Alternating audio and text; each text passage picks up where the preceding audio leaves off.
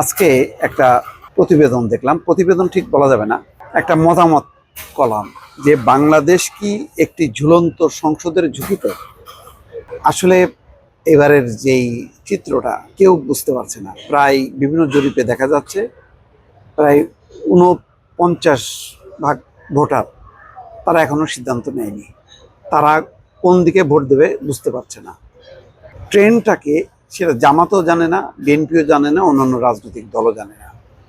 কারণ যে কোনো সময় ট্রেন ঘুরে যেতে পারে, যে রাজনৈতিক বাস্তবতা পরিস্থিতি, তাতে সেই আগের হিসাব অনুযায়ী, অর্থাৎ একটা আওয়ামী লীগের বলয় আর একটা হচ্ছে বিএনপি বলয়। বিএনপির বলয়তে জামাত সহ অনেক রাজনৈতিক দল, আওয়ামী লীগের বলয়ে আওয়ামী লীগ সহ অনেকগুলো রাজনৈতিক দল। তখন চিত্রটা পরিষ্কার ছিল যে তখন 30-40% ভোটার নিউট্রাল, তারা যেদিকে হেলতো সেদিকেই মানে যাইতো। তার কারণে অনেক সময় নীতির বাইরেও অনেক রকম জোট হয়েছে, যেটা এখন বিএনপি বুঝতে পারছে যে জামাতকে জোটে নিয়ে খুব একটা ভালো হয়নি। কারণ আজকে তাদের যে কথা বলতে হচ্ছে, অতীতে কিন্তু তারা সে কথা বলেনি। অর্থাৎ স্বাধীনতা, মুক্তিযুদ্ধ, সংবিধান এগুলো নিয়ে জামাত যেভাবে সোচ্চার, তো এইরকম একটা শক্তিকে বিএনপি আসলে ধারণ করা সম্ভব না। যেই কারণে আজকে বিএনপির পক্ষ থেকে যেই কথাগুলো বলা হচ্ছে একেবারেই সরাসরি জামাতের বিরুদ্ধে। তো আজকে সত্যিকার যেই পার্থক্য সেটা হচ্ছে বিএনপির সাথে আর জামাতের দুই শক্তির লড়াই হবে।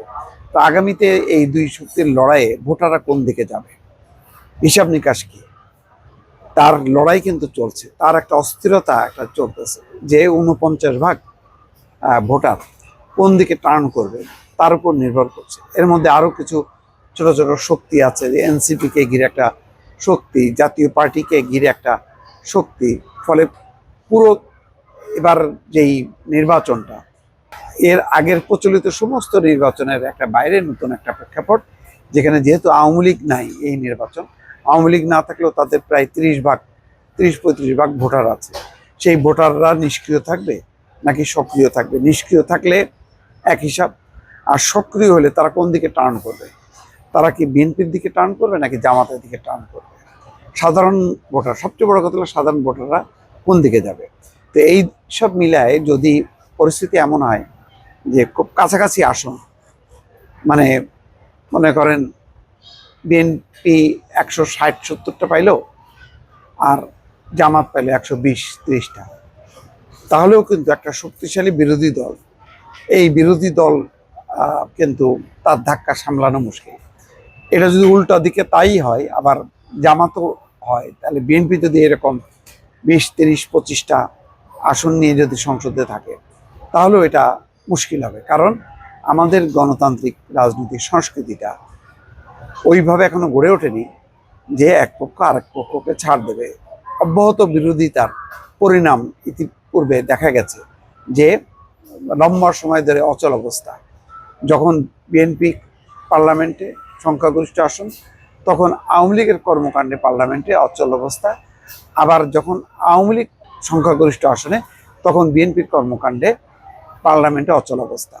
সামনে কি তেমনটা হতে যাচ্ছে?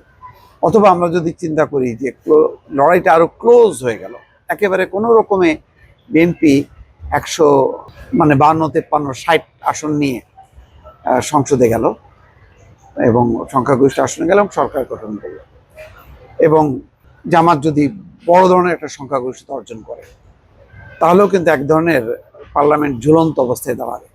অথবা এমন হইতে পারে যে কোনো দলই সংখ্যাগরিষ্ঠতা পাইল না, অন্য অন্য দলকে নিয়ে তখন হয় সরকার গঠন করলো বিএনপি অথবা জামাত, তখনও কিন্তু এটা ঝুলন্ত পার্লামেন্ট হবে। আমার বিবেচনায় যে কোনো পরিস্থিতিতে যদি ঝুলন্ত পার্লামেন্ট হয়, অথবা যে দল ক্ষমতায় আসবে সেটা যদি শক্তিশালী সংখ্যাগরিষ্ঠ না থাকে, তাহলে কিন্তু সংকটটা তৈরি হবে। সংকটটা দুই ধরনের, যারা বেশি আসন পাবে তাদের এক ধরনের স্বৈরতান্ত্রিক মনোভাব হইতে পারে, আবার যারা কাছাকাছি আসনে চলে আসলো, মানে খুব কম সংখ্যায় তারা অল্প কিছু আসনের কারণে আর ক্ষমতায় যেতে পারলো না, সরকার গঠন করতে পারলো না, তখন তাদের যে অসহিষ্ণু আচরণ হবে তার দ্বারাও কিন্তু পার্লামেন্টে অচল অবস্থা তৈরি হতে পারে, সরকার একটা বিপদের মুখে পড়তে পারে। সুতরাং শক্তিশালী পার্লামেন্ট হইতে গেলে একটা দলের ভালো মেজরিটি লাগবে, 170-80। সেইটা কি বিএনপি পারবে নাকি জামাত পারবে সেটা নিশ্চিত না, এবং সেটা হওয়া দরকার। সেটা না হইলে আবার ওই যে দুইটা ঝুঁকি আছে, একটা হলো ফ্যাসিজমের ঝুঁকি, আর একটা হলো গণতন্ত্রের চর্চার ঝুঁকি।